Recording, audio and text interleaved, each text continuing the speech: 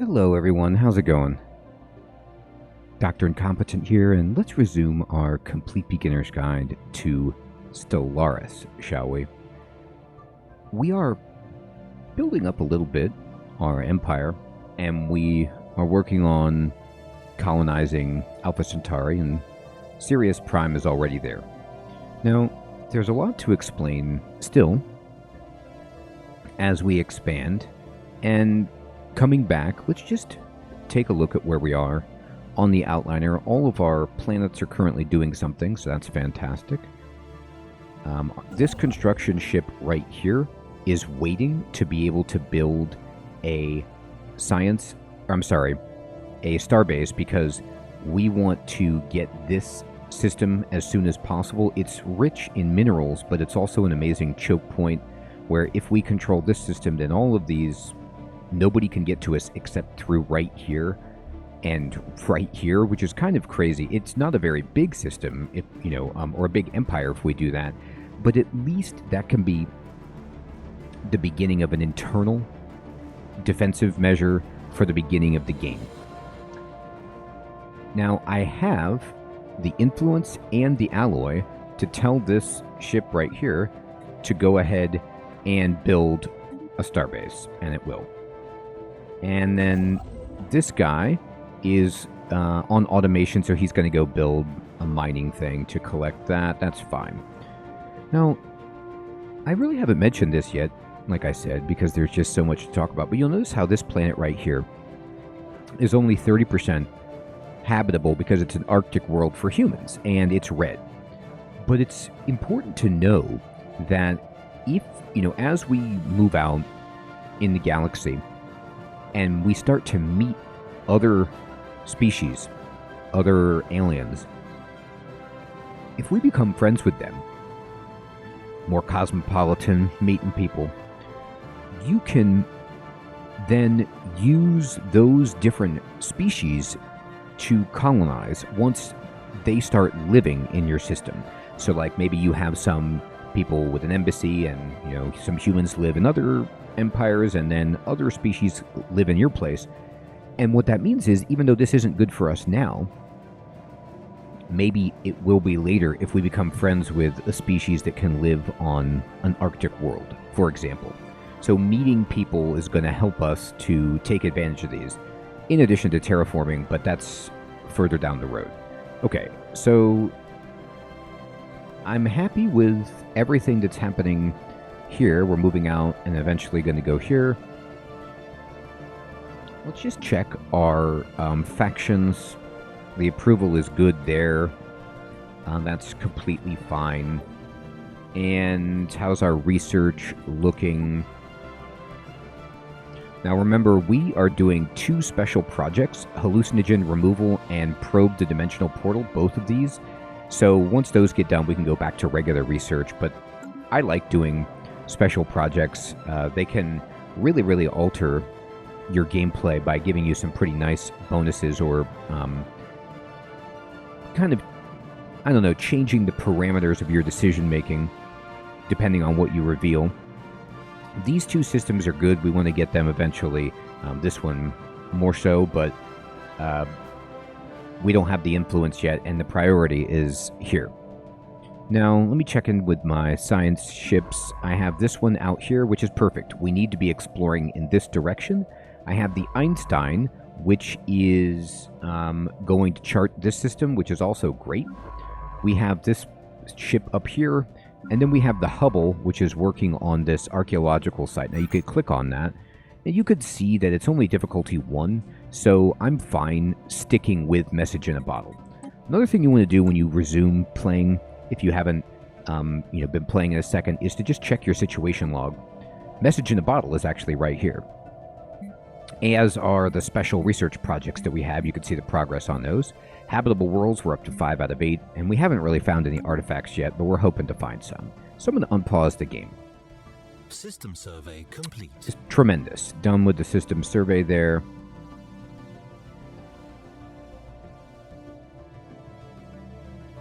And then they're going to move over here. Oh, look at this. Look at this. We did it. So it took us till 2212 to make our first encounter with another species. We've made first contact with mysterious aliens in the Himpra system. So remember, we talked about first contact in a previous episode, but that was just setting our policy. We actually then altered our policy again because we wanted to appease one of our factions with like a very friendly, welcoming policy. And we've codenamed them Harpies until we can find out more. If they possess a language, we must decipher it in order to establish communication. So we say interesting, but what you want to do then is we've made first contact with an unknown entity.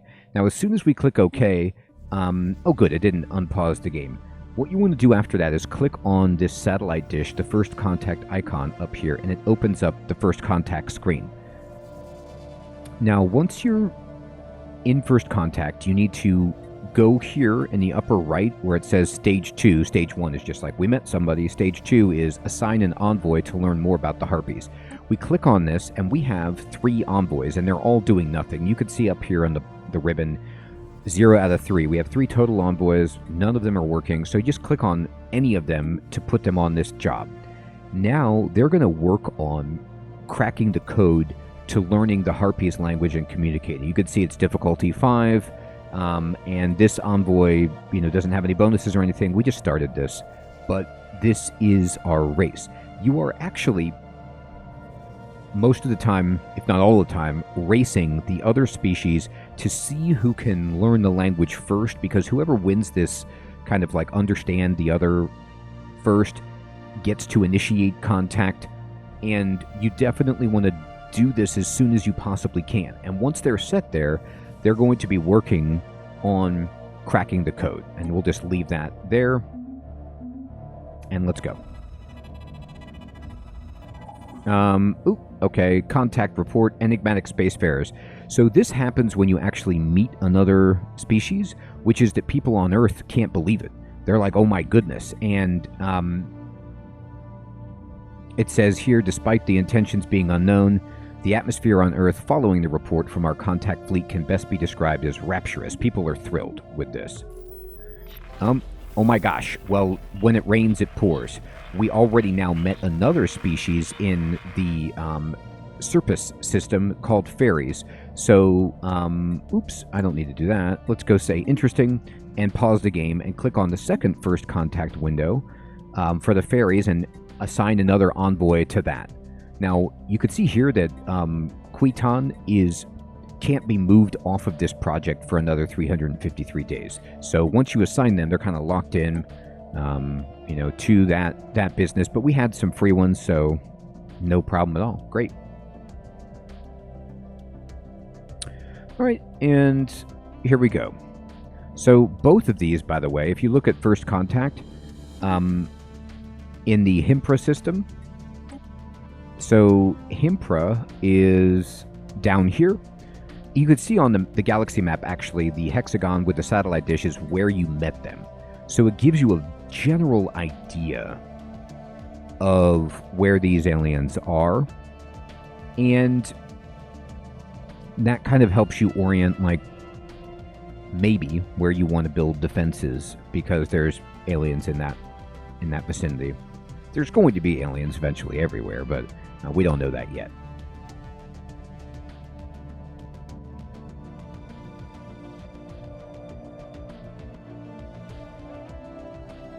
Construction complete. All right, perfect. We've completed the starbase construction here. And now, we want to get down here as soon as we can. We don't have the influence yet. We're almost there. I'm going to go ahead and move my construction ship to this system to get ready for it. My other construction ship, this one right here, what you doing? They're moving over here to go do that. Okay. I'm going to push plus and just go to fast speed for a bit.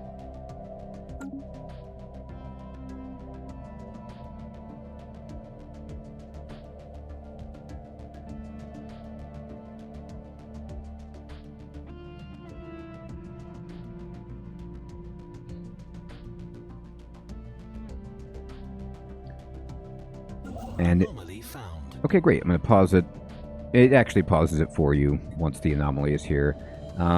It is in the safe system, which is over here, so we'll just leave it be for now.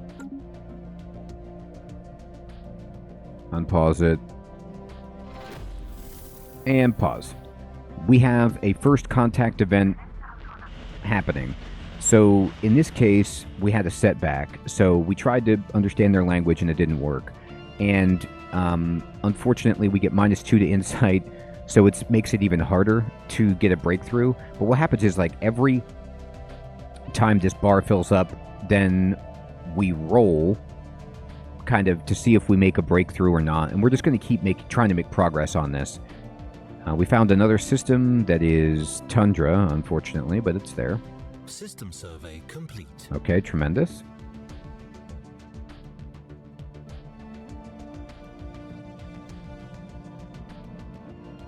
Alright, I'm going to go ahead and check out my planet's Earth. Earth has 2 free jobs, so let's build something. We got plenty of houses, people are pretty happy. Let's look up here. How we doing? What do we want?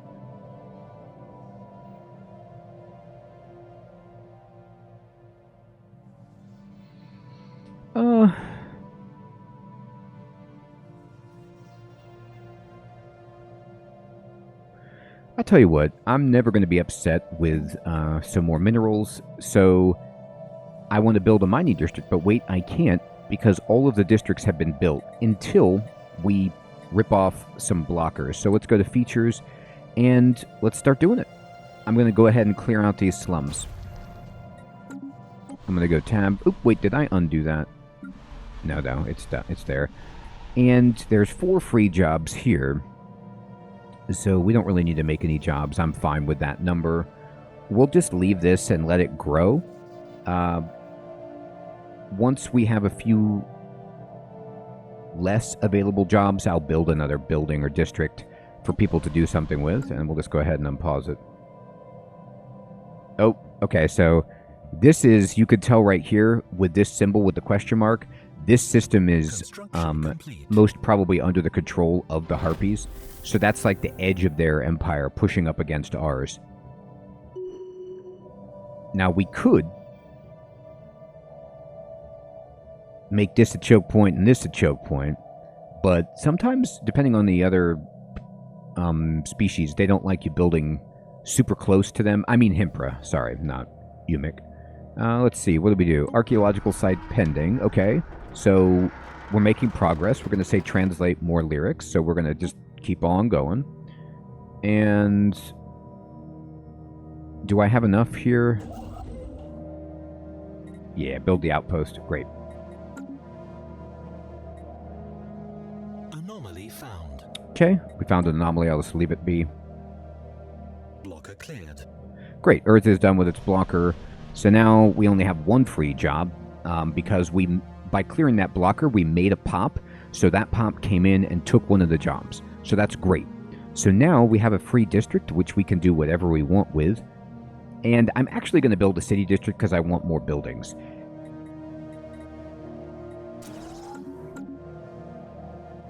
How's this doing? Still 4? Yeah. Alright, so this anomaly just popped up, and it's easy, so we'll go ahead and just take a look at that. Sometimes if the timing is low on an anomaly, I'll go ahead and poke around. Okay, so Alpha Centauri is just about done. Let's unpause it. System survey complete. Fantastic. We finished the system survey there. And we're just going to speed it up. Agenda ready. Okay, all kinds of things happening at once. So this science ship is done. That was surveying the system out here. And I have to say, you can see there's a ton of internal anomalies. So I'm going to actually send this ship to just to go ahead and let me move out for a moment. Get the anomalies in that system. And we finished the colony. So I'm going to click on this, and you could see, here we go. And with this colony, don't really want to put a leader on the planet at the moment. We could do that, but I'm okay as is. One of the things I always like to do with a new colony is just build a city district because it provides housing and some jobs and opens up a building slot. So this is also a world that has a ton of industry and city. Now we could specialize this, but right now I'm just going to go ahead and build that, get that queued up, and be okay. Now on Earth, we're building another city district. And then over here at Sirius Prime, we're not doing anything because we have 4 available jobs, which is just fine. Now we could go to the features and kick off a blocker, but we don't have the research to do any of these blockers. These are too complicated, so we would need to actually research how to remove jungle and dangerous wildlife. So that's fine. So I'm just going to unpause it. Oh, but no, we have a council agenda. So Evolving Society is right here. And we just click on this, and it's a launched agenda, and it's going to last for another 10 years, and it gives us a monthly Unity boost, which is amazing. Then we can click over here to see what available agendas we might want to start working on. So we could take Open Arms, which gives us pop growth from immigration, trade value, and xenophile ethics attraction. Or we could do Give and Take. Now, Give and Take is nice if you have any kind of faction issues, but with our government, you can see in the Factions tab, the factions that we currently have are both fine. Like, I have 100% approval here and 85% here, and the Xeno Awareness Association is going to love us once we actually meet once we get through a first contact with someone. So I'm not going to mess with that. I'm actually going to pause the game again. I'm going to go back to this, and we need to set, I'm going to go with Open Arms right there and just get that ready. We're still mapping the stars, and this is a good question. I'm going to go ahead and cancel mapping the stars. Am I? We still have a lot of stars to map. It's fine. Okay. Alright. And we have a bunch of anomalies. I'm just going to clear these away. Oop, we got a tradition. Construction complete. Oh my gosh, look how awesome this is. So we're going to get our first Ascension perk because we are finishing the discovery tree in the tradition screen. So you see we have 4 out of 5 traditions from the discovery tree. If we pick up databank uplinks, not only will we get the Edict for Research Subsidies, research station output increased by 20%, research from starbase constructions increased by 20%, but also if you mouse over the tab here, it tells us the finisher effects, which means we just get a flat 10% research speed across the board, and we get a Ascension perk. So we get all 3 of those things: the Ascension perk, the research speed bonus, and the benefits from databank uplinks. So we just click on this and we say yes. And now in the bottom right, you see we get an Ascension perk, and it looks like we have slots for 8 of these, but they're locked one at a time, and we could click on this and open up the Ascension perk list. Now, if you scroll down, there's a bunch down here that are grayed out that we can't get. And if you have the DLCs, there's many, many more Ascension perks. We're playing on the base game. This is all we've got. I like, personally, technological ascendancy as an option. Increases our research speed and gives us a greater chance to find rare technologies, which you will notice because the name of the technology when you're selecting is purple, which means it's like an amazing technology. There's a lot of really, really good ones over here. They all have a pretty powerful effect depending on what you're going for. But technological ascendancy is nice early because you want that research speed boost at the beginning of the game so it benefits you over the course of the entire game more. And you want to get more chances to see rare technologies. This is how I like it. But you can look at these and poke around and see what else might be appropriate. Like, if you're planning on taking over the entire galaxy, and you know that from the get-go, that you are trying to increase your score for victory by spreading out and going really wide, then maybe you take Interstellar Dominion first, but we're going to go with this. And bam. I'm going to unpause it, and now we've got that going. So terrific. You could see that our research has gone up right here. To reflect that, we finished building, yes, the starbase here. And now this ship is doing nothing, so we're just going to automate the construction ship that's chilling out here and start trying to take advantage of all of these minerals. Now, another consideration, we have not upgraded any of our star bases yet. And we can start thinking about that at our choke points, but also, this is a very attractive place to upgrade. Now, why is that? Why am I talking about that? Because you could see all of these trade values here along these systems. We are not collecting any of this trade value currently. And if we build a trade hub in a starbase, and the starbase is an upgraded, here we go, let me show you. If I click on this particular station, it's just an outpost or a star port, but we can upgrade it. I'm sorry, I always get that wrong. It's a starbase, it's an outpost. We need to upgrade it to a star port so we can build modules and buildings on it.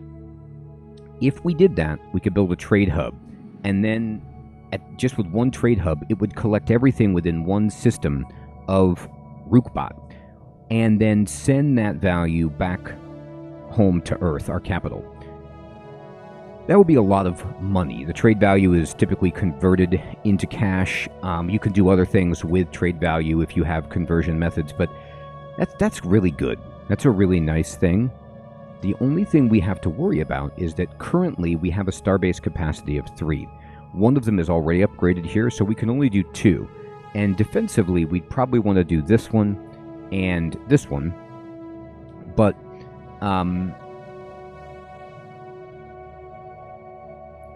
there is temptation to do this one for trade value as something to think about. Now, we need to get these systems into the fold to collect the trade value from them anyway, though.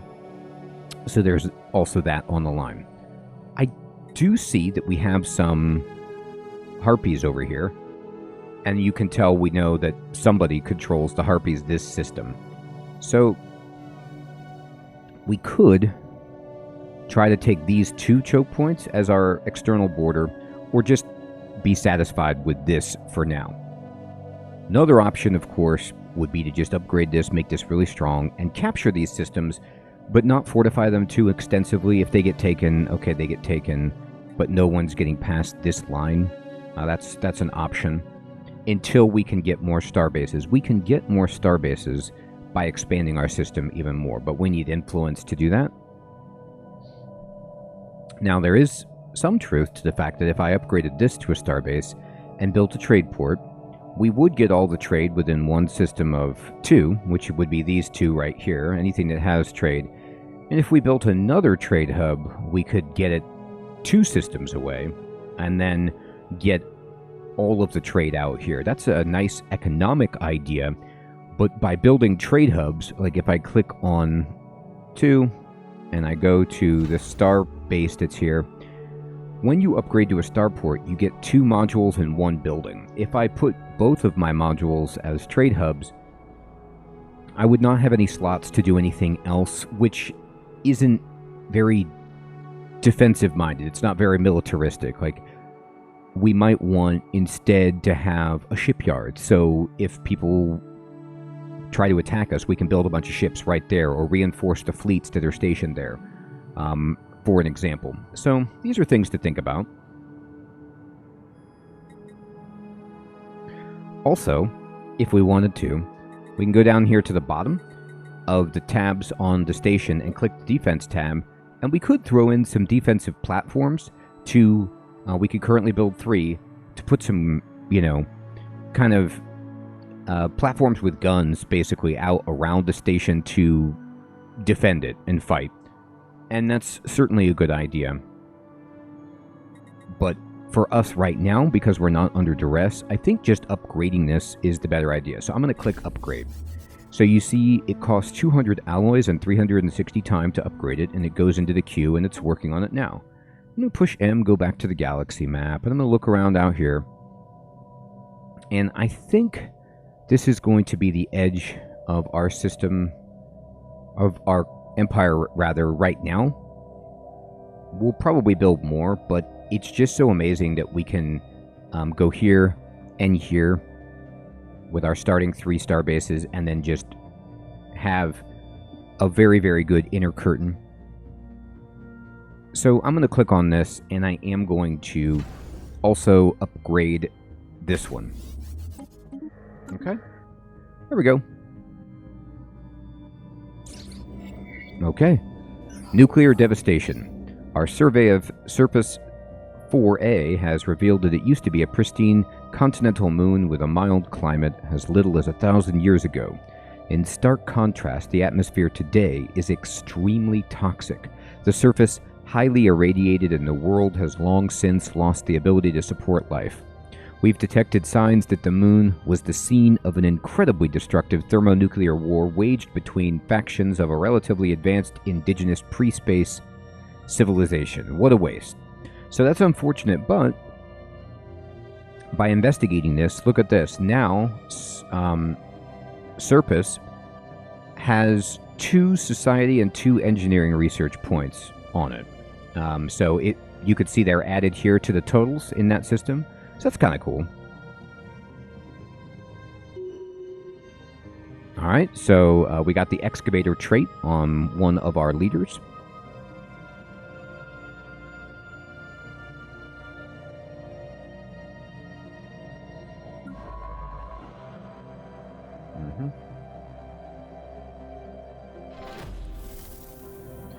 Okay, it looks like we've made some progress on message in a bottle, and every single time we are going to keep making progress on this. This is a very long one in my experience. You're just going to find up with more and more songs, and you just say translate more lyrics, and you keep on going, and we're going to just keep on researching this one. We're going to get to the bottom of this. System survey complete. Okay. System survey complete. Wonderful.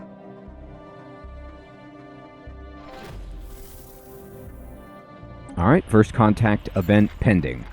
Deep space survey efforts have stumbled upon an inhabited world in the Umik system. It belongs to the Harpies, who are now believed to be a previously unknown interplanetary civilization. This colony or homeworld is the system's 2nd planet, a savanna planet that lies well within the circumstellar habitable zone. Hopefully their society is a progressive one based on liberty and individual freedoms, but we'll have to translate their language to find out. Indeed we will. So you just click Fascinating, and now we're on stage 3 of learning more about them. It's difficulty 7. I believe this has been increased because we had like a negative insight addition or subtraction from running into a snag earlier, but we're going to keep on going. Crackdown. Hey, we finished it. The atmosphere of Sirius Prime has been cleansed of its intoxicating elements. All right, so good, done. And that means this science ship, well, never mind, that's not necessarily related. That's done. And surveyed, first contact event. Oh boy, okay, more going on here. The public has been informed of a potential first contact scenario in the Surface system where the presence of an unidentified spacecraft was registered. Early data suggests that this vessel is capable of hyperspace travel and likely originates from a previously unknown alien civilization. Representatives from all branches of the government are being briefed on this developing situation, as well as our ongoing efforts to translate their language. All right, keep at it. So now we're on stage 3. Ooh, it's difficulty 9. It's getting more challenging. Okay, so this science ship up here is done doing its surveying job, and I'm just going to click and automate survey again, so that ship goes and does its own thing.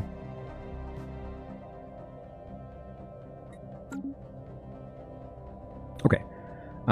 These 2 planets are almost done, so I'll wait to check in on our planets until these planets are done with their projects.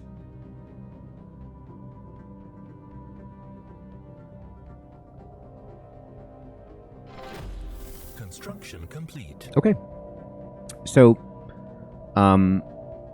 we finished building a mining station here in Rookbot and taking advantage of more internal resources. There's a bunch left to get down here, but our construction ships are automated, so they're going to circle around. You can see that this site is pending. We got some more songs, more lyrics. All right, there we go. So you could see that the archaeological site, it was yellow when it was like there was an event that we needed to attend to. And then now that we're back to researching it, it turns this green color here. Construction complete.